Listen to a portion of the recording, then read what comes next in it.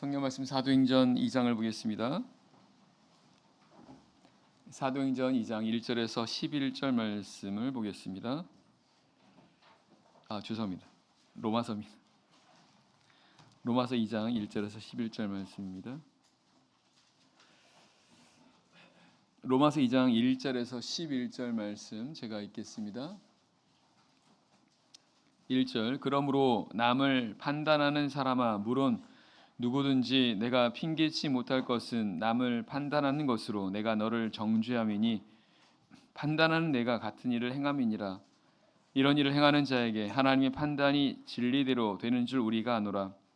이런 일을 행하는 자를 판단하고도 같은 일을 행하는 사람아 내가 하나님의 판단을 피할 줄로 생각하느냐. 혹 내가 하나님의 인자하심이 너를 인도하여 회개케 하심을 알지 못하여 그의 인자하심과 용납하심과 길이 참으심의 풍성함을 멸시하느뇨. 다만 내 고집과 회개치 아니하는 마음을 따라 진노의 날 곧 하나님의 의로우신 판단이 나타나는 그날에 임할 진노를 내게 쌓는도다. 하나님께서 각 사람에게 그 행한 대로 보응하시되 참고 선을 행하여 영광과 존귀와 썩지 아니함을 구하는 자에게는 영생으로 하시고 오직 당을 지어 진리를 쫓지 아니하고 불의를 쫓는 자에게는 노와 분으로 하시리라. 악을 행하는 각 사람의 영에게 환난과 곤고가 있으리니 첫째는 유대인에게요 또한 헬라인에게며 선을 행하는 각 사람에게는 영광과 존귀와 평강이 있으리니 첫째는 유대인에게요 또한 헬라인에게라. 이는 하나님께서 외모로 사람을 취하지 아니하심이니라. 아멘. 바울 사도는 예수 그리스도의 복음에 대해서 증거하면서요.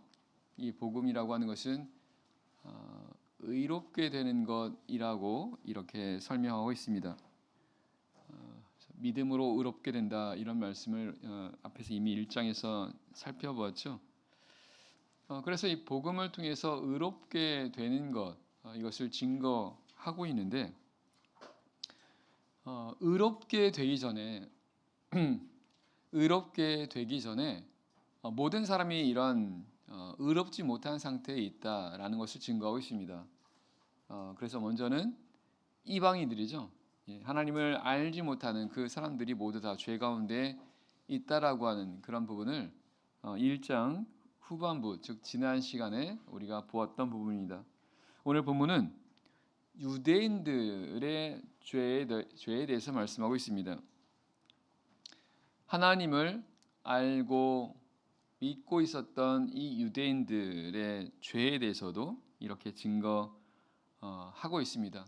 결국은 유대인이건 이방인이건 세상의 모든 사람들은 다 이와 같이 의롭지 못한 가운데 있다라고 하는 것을 증거하는 건데요. 하나하나 살펴보고 교훈을 또한 은혜를 또 함께 나누도록 하겠습니다. 1절 말씀 다시 읽겠습니다. 1절 그러므로 남을 판단하는 사람아 물론 누구든지 내가 핑계치 못할 것은 남을 판단하는 것으로 내가 너를 정죄함이니 판단하는 내가 같은 일을 행함이니라. 남을 판단하는 사람아 라고 이렇게 말하고 있습니다. 여기서 말하는 판단이라는 것은 비판하는 거죠. 그리고 더 근본적으로 보면 이제 정죄하고 또 심판하고 하는 그런 내용이 포함이 되어 있습니다. 이 남을 판단한다라고 하는 것은 지금 이제 그 남을 판단하는 사람아라고 이렇게 하는 걸 보면 누군가에게 지금 이 말씀을 하는 거죠. 그러면 그 사람은 지금 남을 판단하고 있다는 것입니다. 그러면 이 대상이 남을 판단할 수 있는 이유는 뭐냐면 판단할 수 있다는 건요. 알고 있다는 것입니다. 어떤 것이 옳은 것인지 어떤 것이 그른 것인지 그 기준을 알고 있다는 것입니다. 다시 말하면 죄의 기준을 알고 있다는 것입니다. 그러니까 판단할 수 있는 거죠. 그럼 여기서 말하는 사람들은 누구를 가리키는 걸까요? 바로 유대인들을 가리킵니다. 유대인들. 왜냐하면 유대인들은 하나님의 율법을 받은 사람들입니다. 하나님 율법을 받았다는 것은 이들이 하나님의 그 법이죠. 이 법을 통해서 어떤 것이 죄인지, 어떤 것이 그른 것인지 이런 것들을 알 수 있다는 것입니다. 그래서 유대인들은 이 하나님의 율법을 통해서 이 기준들을 알고 있었던 사람들이었습니다. 그래서 이들이 이 율법을 가지고 이제 사람들을 비판하는 겁니다. 그래서 그 기준대로 행하지 않는 그런 사람들에 대해서 이제 비난하게 되고 정죄하게 되고 이제 그렇게 되는 거죠. 그런데 바울 사도는 그 남을 판단하는 사람에 대해서 이렇게 뭐라고 말합니까? 내가 핑계치 못할 것은 남을 판단하는 것으로 내가 너를 정죄함이니. 바울 사도는 이렇게 지금 남을 판단하는 사람을 가리켜서 내가 너를, 즉 너가 너 스스로를 정죄하고 있다라고 이렇게 말하고 있습니다. 남을 판단하는 것으로 너가 너 스스로를 정죄하고 있다라는 것입니다. 왜 이렇게 말하고 있는 걸까요? 남을 판단하는 사람이 즉 이 죄의 기준을 알고 있는 사람이죠. 그래서 이 기준을 가지고 다른 사람을 보게 되는 겁니다. 그러니까 그 말씀을 이 법에 비추어 봐서 이제 잘못 행하고 있는 거죠. 죄를 범하고 있는 것입니다. 그래서 이제 그 기준을 가지고 판단하고 비판하고 비난하는 이제 그런 상태가 되는데, 문제는 그렇게 판단하는 이 사람조차도 여기에서 자유하지 못하다는 것입니다. 이 사람이 알고 있는 그 기준을 가지고 다른 사람에 대해서 비판하고 있는데, 정작 이 사람도, 비판하는 이 사람도 그 하나님의 율법의 기준에 따라서 볼 때 이 역시도 율법을 행하지 못하고 있다는 것입니다. 즉 죄를 범하고 있는 그런 상태라는 것입니다. 그래서 바울 사도가 말합니다. 판단하는 내가 같은 일을 행함이라. 남을 판단하는 그 사람이 사실은 같은 그 가운데 똑같은 상황이라는 것입니다.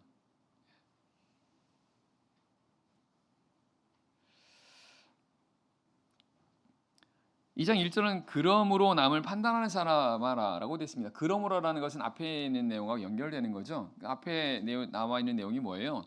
이방인들 죄죠. 이방인들 죄에 대해서 아주 이렇게 구체적으로 나열하지 않습니까?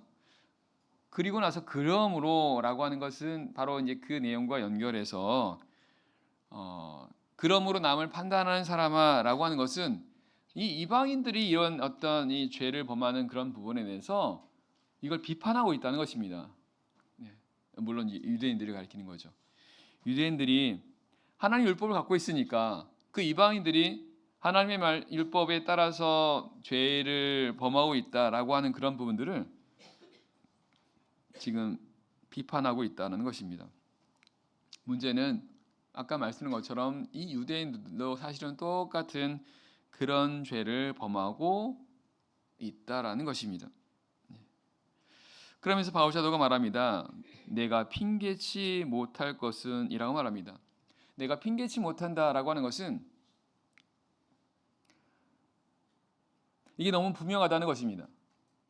우리가 앞에서 로마서 1장 20절에서 이방인들에 대해서 이방인들이 하나님을 모른다 말하는 게 이게 있을 수 없다라고 하는 그런 의미로서 1장 20절에서 말한 내용에 이렇게 나와 있지 않습니까? 창세로부터 그의 보이지 아니하는 것들 곧 그의 영원하신 능력과 신성이 그 만드신 만물에 분명히 보여 알게 되나니 그러므로 저희가 핑계치 못할 것이라고 말합니다. 하나님께서 하나님을 알만한 것을 분명하게 보여줬다는 거예요. 만물을 통해서 너무나 분명하게 보여주셨으니까, 알게 하셨으니까, 그러므로 누구든지 핑계하지 못한다는 것은 나는 하나님을 알지 못한다, 하나님이 계신지 모르기 때문에 하나님을 나는 모른다 라고 핑계할 수 없다는 것입니다. 너무나 분명하게 하나님께서 보여주셨기 때문에. 그 동일한 그런 표현으로 유대인들에게 있어서 내가 핑계치 못할 거라고 말합니다. 그것은 이 유대인들도 역시도 분명하게 알고 있다는 것입니다. 이것이 즉 그들이 하나님의 율법을 따라 행하지 못하고 있는, 그래서 그 죄를 범하고 있다는 것을 유대인들이 알고 있다는 겁니다. 그걸 모르고서는 게 아니라, 왜냐하면 이들은 율법을 알고 있지 않습니까? 그 율법을 따라서 어떤 것이 죄라고 하는 것을 알고, 또한 그 자신도 그런 그 율법을 지켜 행하지 못하게 되면서 죄를 따라 행하고 있는 그것을 본인들도 알고 있다라는 것입니다. 그러니까 핑계하지 못한다는 것이죠. 결국은 유대인들도 마찬가지로 이런 하나님 앞에 죄 가운데 있다라고 하는 것을 이렇게 증거하고 있는 것입니다. 2절 3절입니다. 2절 3절 말씀.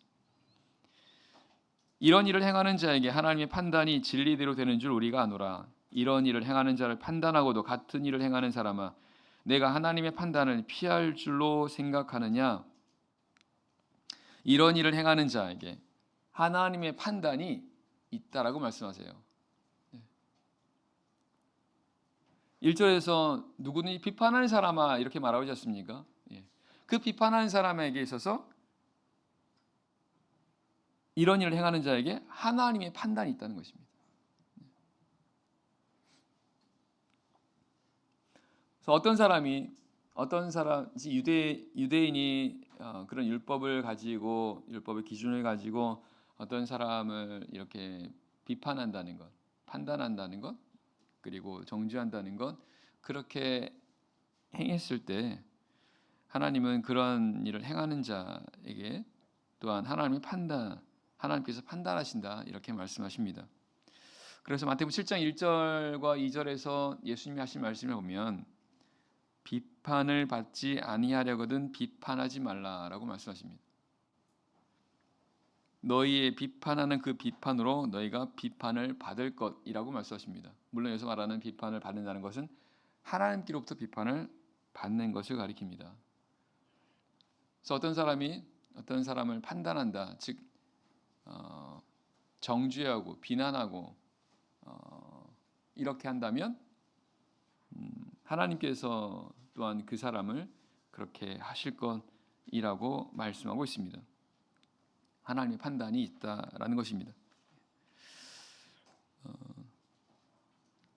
그래서 성경은 비판하지 말라고 말씀하시는 겁니다. 정죄하고 비난하고 이런 심판하는 그런 일을 하지 말라는 거죠. 왜냐하면 다 똑같은 가운데 있으니까. 뭔가 비판할 수 있다는 것은 비판할 수 있는 자격이 있는 사람만이 할 수 있는 거죠. 다시 말하면 죄가 없는 사람이 할 수 있는 겁니다. 죄가 없는 사람만이 죄를 범한 사람을 비판할 수 있고 정죄할 수 있고 심판할 수 있지 않습니까? 성경은 말씀하는 것처럼 모든 사람이 다 죄 가운데 있다는 것입니다. 똑같은 그런 죄 가운데 있는 사람이, 어떤 사람이 죄를 졌다고 해서 하나님 말씀을 어기고 죄를 범했다고 해서 그것을 비판할 수 없고, 또한 그렇게 했을 때 하나님의 판단이 있을 것이라고 말씀하고 있습니다. 그러면서 하나님의 판단이 진리대로 되는 줄 우리가 안다라고 말합니다. 하나님 판단이 진리대로 된다라고 하는 것, 진리라고 하는 것은 영원하지 않습니까? 변함이 없는 거지 않습니까? 그런 것처럼 반드시 하나님의 판단이 바로 이와 같이 될 것이다라는 것입니다. 하나님의 그런 판단 반드시 그렇게 될 거라는 거죠.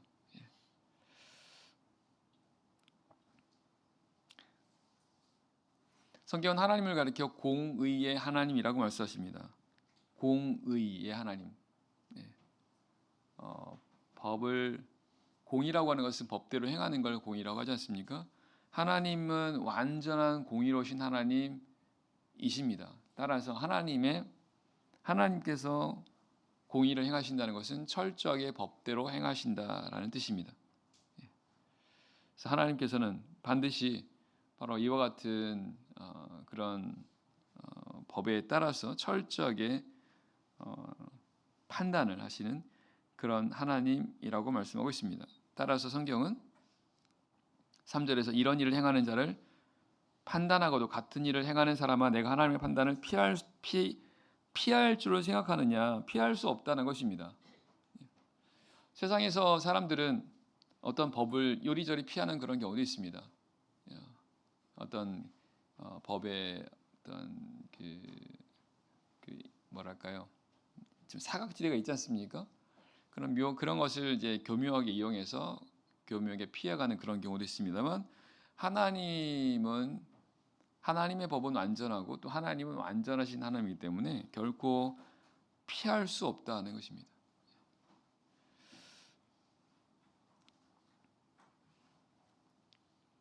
4절입니다. 4절. 혹 내가 하나님의 인자하심이 너를 인도하여 회개케 하심을 알지 못하여 그의 인자하심과 용납하심과 길이 참으심의 풍성함을 멸시하느뇨. 어떤 의미입니까?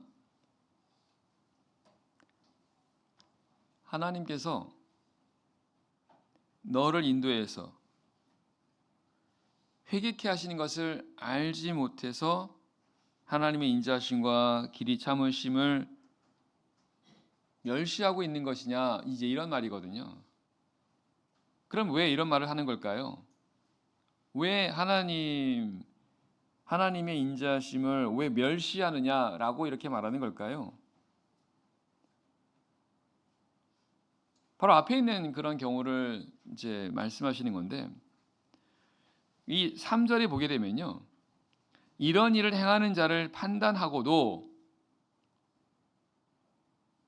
같은 일을 행하는 사람아 라고 하는 이 내용은 지금 계속해서 하고 있다는 뜻입니다. 이런 일을 행하는 자를 판단을 계속 하는 겁니다. 또한 이 사람 스스로 또 계속 그 일을 하고 있는 것이죠. 이 사람 스스로가 하나님의 율법을 어기면서 죄를 범하는 가운데 있으면서 또 동일하게 그 율법을 지키지 못하는 그 사람에 대해서 판단하고 정죄하고 하는 그 일을 계속해서 하고 있는 것입니다. 그런 사람에 대해서 바로 4절에서 그렇게 이런 말씀을 하시는 거죠.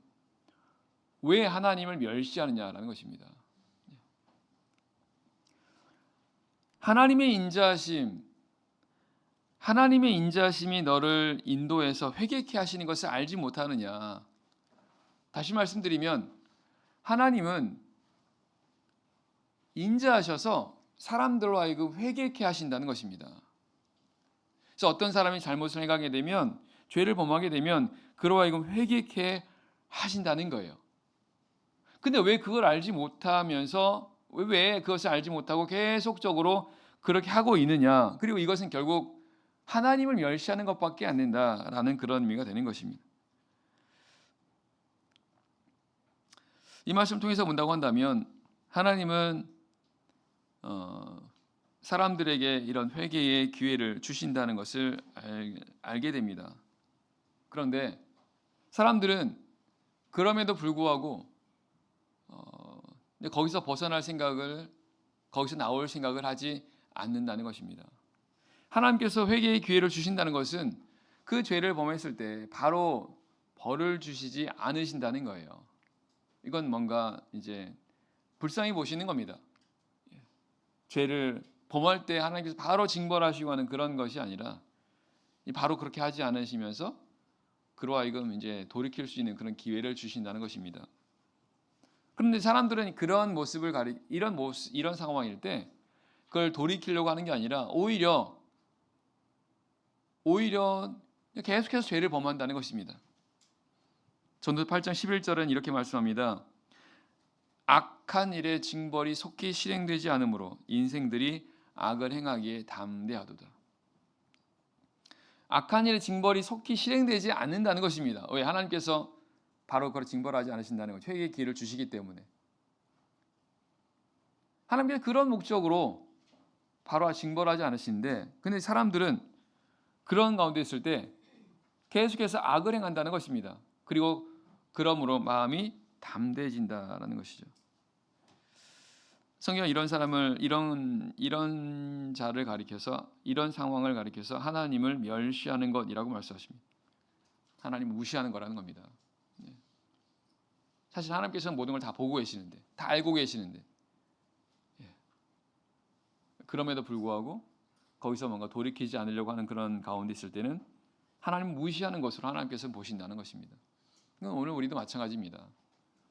하나님께서 우리의 어떤 잘못을 우리로 하여금 깨닫게 하시는데 계속 그 가운데서 우리가 벗어나지 않고 계속 뭐 그렇게 한다고 해서 나한테 어떤 불이익이나 어떤 뭐 소위 말해서 뭐 매를 맞지 않는다라고 생각해서 계속해서 그 가운데에 있어서 나오지 않는 가운데 있다고 한다면 하나님을 무시하는 것이라고 보신다는 것입니다. 5절입니다. 5절 다만 내 고집과 회개치 아니하는 마음을 따라 진노의 날 곧 하나님의 의로우신 판단이 나타나는 그날에 임할 진노를 내게 쌓는도다. 성경은 그렇게 되는 이유를 가리켜 그의 고집이라고 말합니다. 고집이라고 하는 것은 고치거나 바꾸지 않고 버티는 것을 고집이라고 합니다.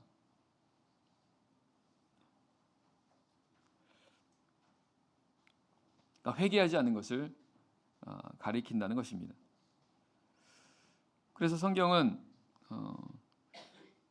이런 가운데 있는 상태, 즉 죄를 하나님의 말씀을 따라 행하지 않는 그런 가운데 있으면서 계속해서 거기서 벗어나려고 하지 않고 그 가운데 있는 그 상태를 가리켜서 고집스러운 그런 상태라고 말씀하고 있습니다.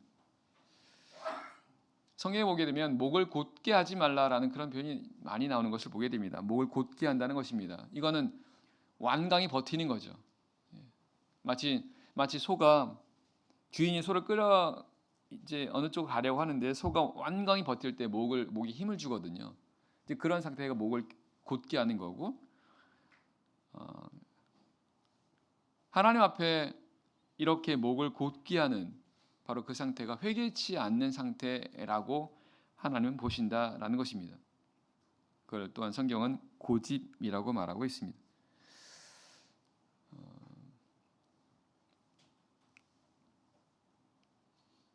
그 부모가 아이를 키우다 보면 때로 아이들이 고집을 피울 때가 있습니다. 아이들 어릴 때 막 뭐 사달라고 이렇게 때를 쓰면서 그래서 막 그 마트 이런 데서 막 들어 누워가지고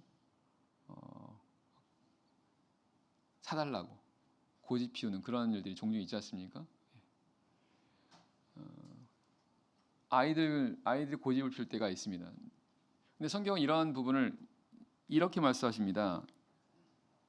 잠언 20장 15절에 보게 되면 아이의 마음에는 미련한 것이 얽혔으나 징계하는 채찍이 이를 멀리 쫓아내리라. 그러니까 미련함이 있다는 것입니다. 그러니까 하나님 보시기에는 이 고집스러운 마음이 미련하다는 것입니다. 근데 그런 어떤 그 고집, 그 미련함이 우리 사람들 마음속에 있다는 것입니다. 그래서 빨리 돌이켜야 되는데 계속 고집 피우고 있다는 것입니다. 하나님 보시기에 미련한 것이고 그런 고집스러운 그런 마음, 회개치 않은 마음은 여기 5절 끝에 보게 되면 진노의 날 곧 하나님의 의로우신 판단이 나타나는 그날에 임할 진노를 내게 쌓는도다. 이렇게 회개하지 않고 있을 때 그 모습은 그런 상태는 결국 하나님의 진노를 계속해서 쌓고 있다라고 이렇게 말씀하십니다.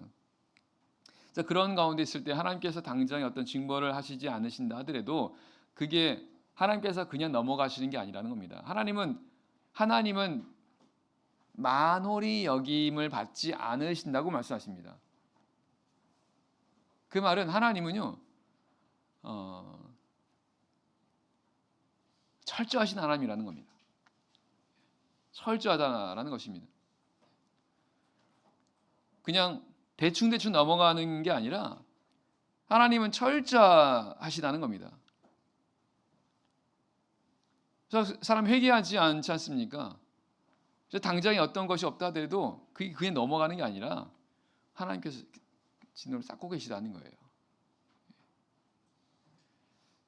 그래서 그것을 안다면 빨리 회개하면 되는데, 빨리 돌이켜야 되는데, 근데 사람들이 그렇게 하지 않는다는 것입니다.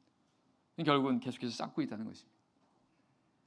특별히 어떤 외적으로 이런 어떤 하나님의 징벌이 없다 보니까 그러니까 별 문제 안 되는구나라고 생각하면서 계속 그런 식으로 그런 길로 가게 되는 거죠.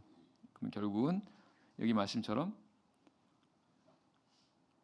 의로우신 판단이 나타나는 그날에 이 말 진노를 이게 쌓는도다라는 말씀 보면 반드시 하나님의 의로운 판단이 나타나는 그날이 있게 될 거라고 말씀하십니다. 마지막 날인 거죠. 마지막 날에 하나님의 이 의로우신 판단이 있을 것이라고 말씀하고 있습니다. 성경은 하나님의 의로우신 판단이 나타나는 그 날이 있을 것이라고 말씀하십니다. 하나님께서 모든 것을 판단하는 그때가 있다는 것입니다.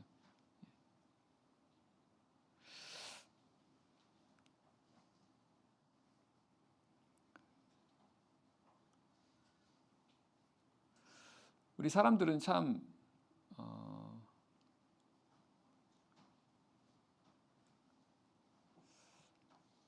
어리석은 그런 모습으로 살아갈 때가 많습니다. 왜냐하면 사람들은 당장에 눈앞에 있는 것만 보고 그것만을 판단하고 그것을 기준으로 살아가는 것을 보게 됩니다. 당장에 눈앞에 있는 것들입니다. 그러니까 멀리 있는 것, 당장에 나와 상관이 없는 어떤 이런 부분에 대해서는 별로 신경을 쓰지 않은 그런 부분들인 거죠. 물론 사람들 가운데는 그 장래에 있을 어떤 이런 것들을 대비하고 또 준비하는 그런 사람들도 있지 않습니까? 많지는 않습니다. 사람들이 이런 사람을 가리켜서 지혜로운 사람이라고 말하는 거죠. 사실 모든 사람들은 이런 지혜가 필요합니다. 왜냐하면 성경은 반드시 마지막에 하나님의 그런 공의로운 심판이 있을 것이라고 말씀하기 때문에 그렇습니다. 또한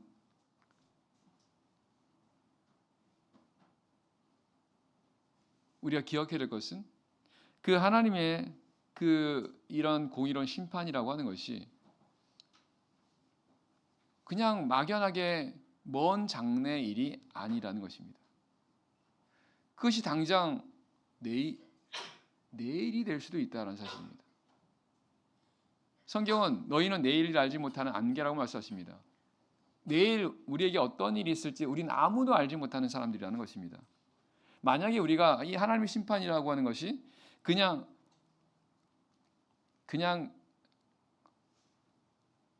아주 먼 이야기, 아주 멀리 장래에 있을 그런 일로만 생각한다고 한다면 그럼 반드시 후회하게 됩니다. 아무도 모릅니다. 만약에 그렇다면 그러면 우리 각자에게 있어서 이런 하나님의 그런 심판을 우리가 하나님의 심판에 서게 되는 그때가 당장 내일이 될 수도 있지 않습니까? 그러면 그것이 그 사람이 가장 중요한 문제가 될 것입니다. 한번 생각해 보시기 바랍니다. 내가 만약에 하나님의 심판대 앞에 섰습니다. 그러면 그때 가장 중요한 문제는 뭘까요? 그 하나님의 심판에서 그 심판을 받지 않는 것입니다.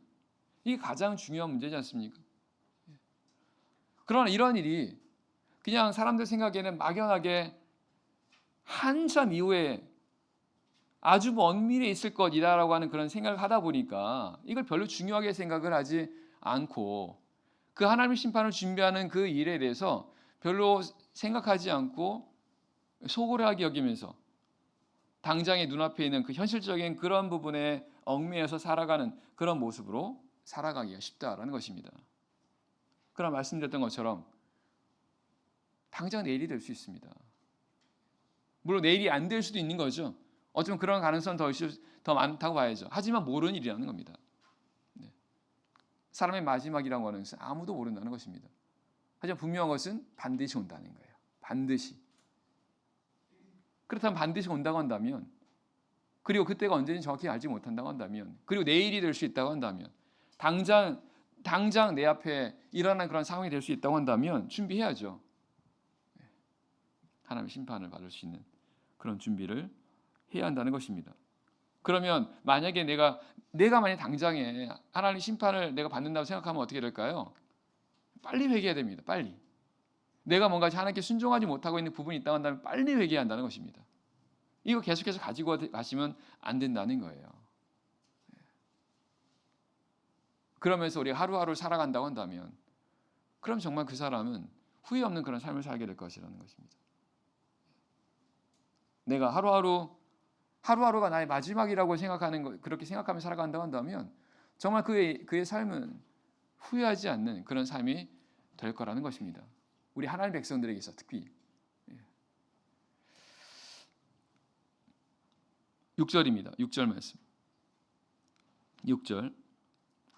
하나님께서 각 사람에게 그 행한 대로 보응하시되 참고 선을 행하여 영광과 존귀와 썩지 아니함을 구하는 자에게는 영생으로 하시고 오직 당을 지어 진리를 쫓지 아니하고 불의를 쫓는 자에게는 노와 분으로 하시리라.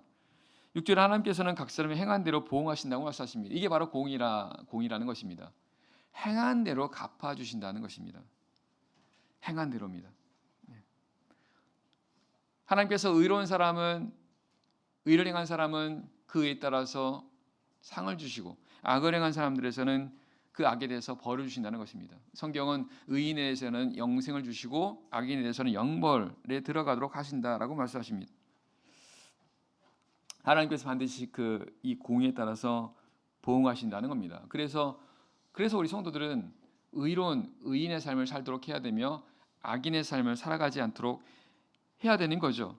7절에 보게 되면 그 선을 행한다라고 하는 즉 의인의 삶이 어떤 것인가를 7절에 보면 이렇게 말씀합니다. 참고 선을 행하여 영광과 존귀와 썩지 아니할 것을 구하는 자, 이런 자에게 영생을 하신다라는 말씀을 통해서 볼 때 이 의인이라고 하는 의로운 삶을 산다는 것은 7절의 말씀을 통해서 볼 때 선을 행하는 자라는 것을 알게 됩니다. 선을 행하는 자.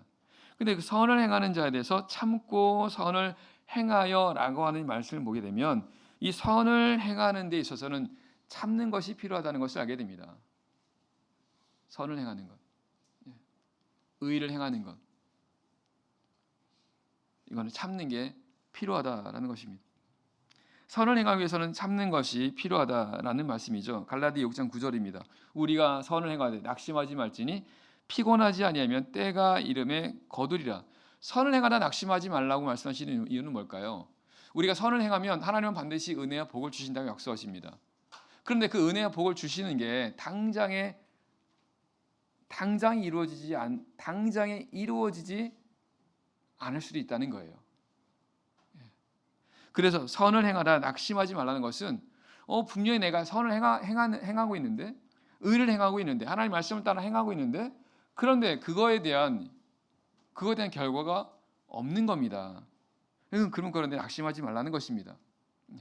그러면서 피곤하지 않으면 때가 이름에 거둔다고 말씀하십니다. 때가 있다는 것입니다. 그리고 거둔다는 것입니다. 결국 이 말씀을 통해서 보면 선을 행하는 것은 마치 농부가 농사 지는 것과 똑같다는 것을 알게 됩니다. 거둔다는 표현이 있지 않습니까? 때가 이름에 거둔다는 것. 농부가 이제 농사를 짓게 되고 때가 되면 거두는 것처럼 바로 선을 행하는 것이 바로 그와 똑같다는 것입니다. 그래서 우리가 선을 행하는 데 있어서 인내가 필요하다라는 것입니다. 하나님 말씀을 따라서 이렇게 했습니다.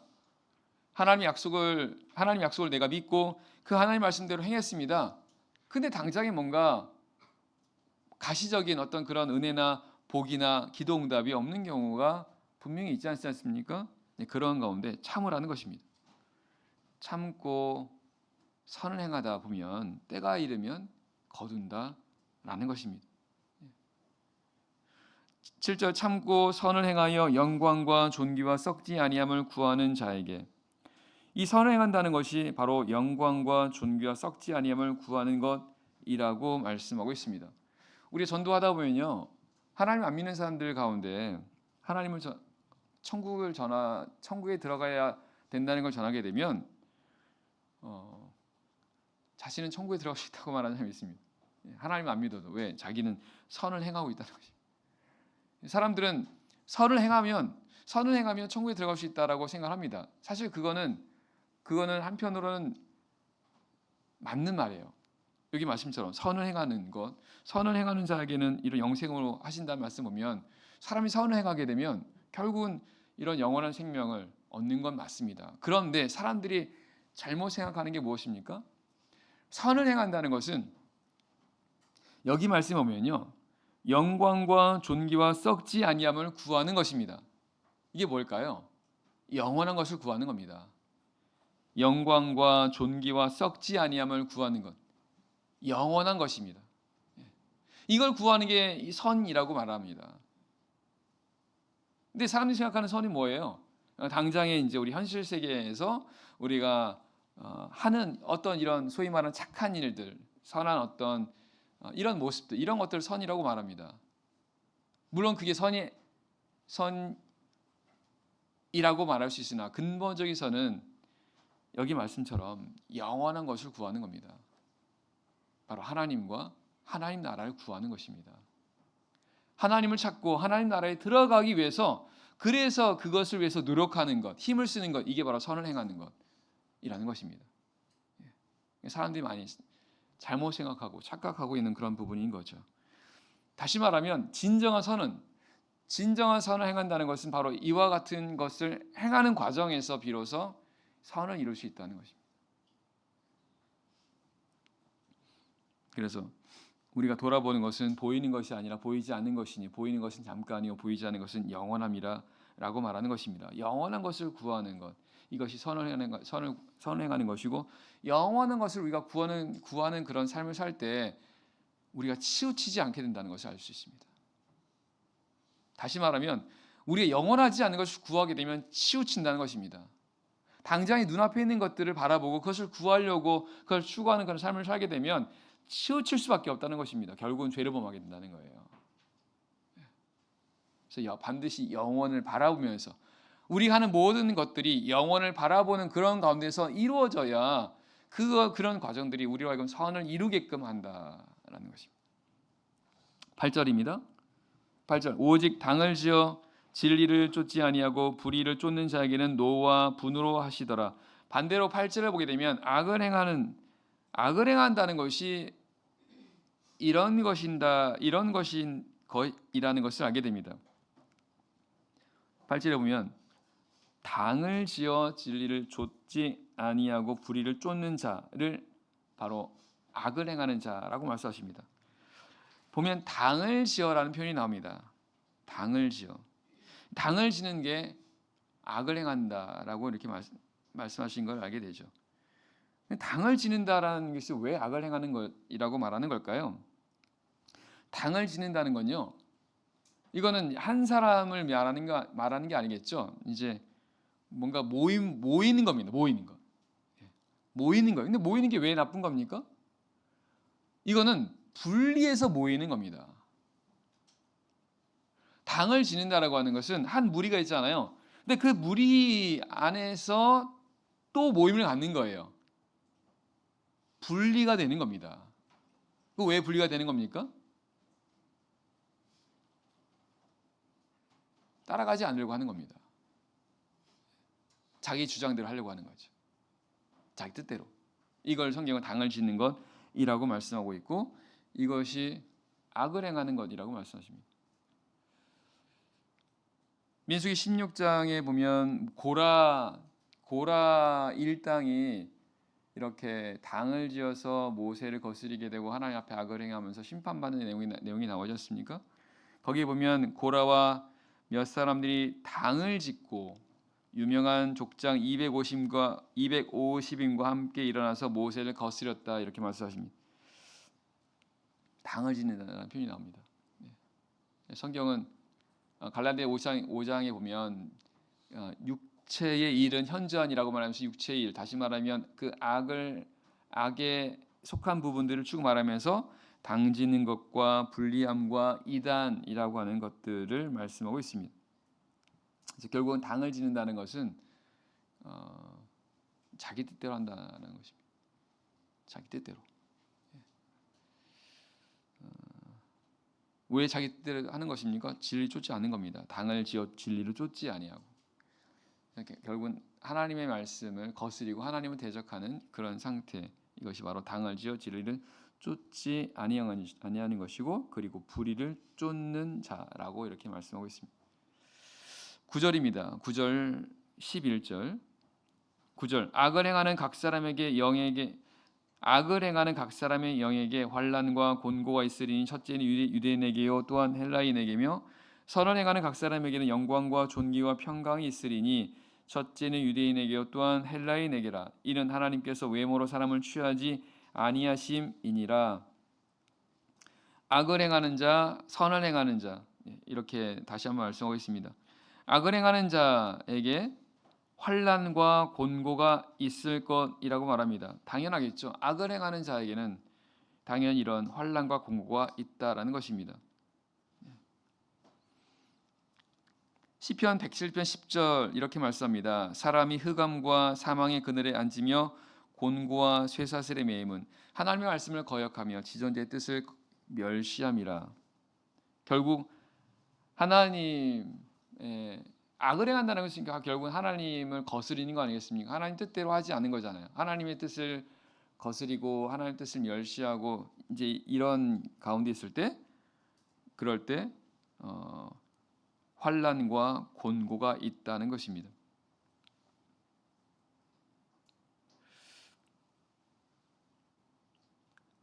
그러나 10절에 보면 선을 행하는 각 사람에게는 영광과 존귀와 평강이 있을 것이라고 말씀하십니다. 정반대가 되는 거죠.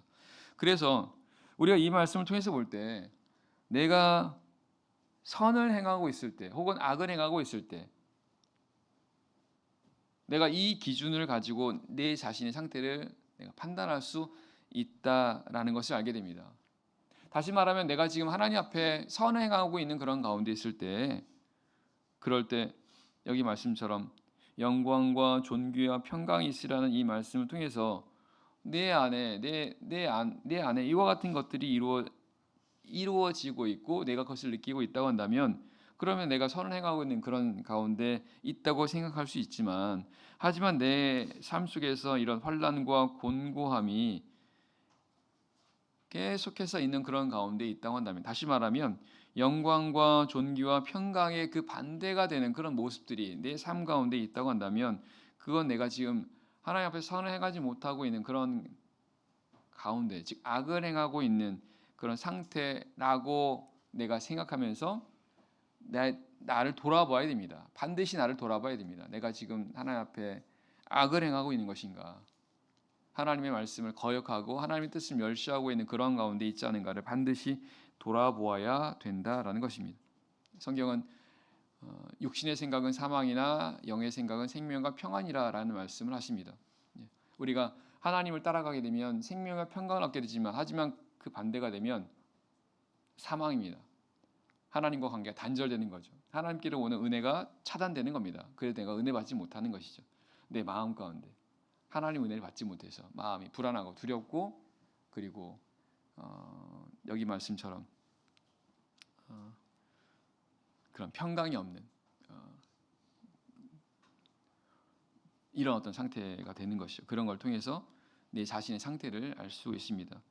마지막으로 하나님께서는 여기 보면 첫째가 유대인이고 또한 헬라인에게라고 말씀하시는 그 이유를 하나님께서는 외모로 사람을 취하지 아니하심이라라고 말씀하십니다. 결국은 하나님께서는 유대인이건 헬라인 즉 이방인이건 똑같이 선을 행하는 사람에게는 이렇게 해주시고 악을 행하는 사람에게는 이렇게 하신다고 말씀하십니다. 그리고 그 이유를 가리켜 하나님은 외모로 사람을 취하지 않으시는 분이라고 말씀하고 있습니다. 하나님은 공의로우신 하나님이고 하나님은 그 중심을 보시는 그 하나님이시라는 겁니다. 그래서 그가 유대인이건 이방인이건 이게 중요한 게 아니라 그 사람의 중심이 하나님은 그 중심을 보신다라는 것입니다. 그래서 하나님은 오늘 우리의 중심을 보고 있습니다. 그래서 우리 중심을 다해서 중심으로 마음으로 하나님을 찾고 하나님을 구하는 그런 가운데 살아가야 그것이 바로 선을 행하는 가운데 있게 되고 하나님의 하나님의 은혜 안에 거하는 그런 삶이 될 수 있게 된 것을 알게 됩니다. 네, 오늘 말씀 여기까지 하겠습니다. 찬송하겠습니다.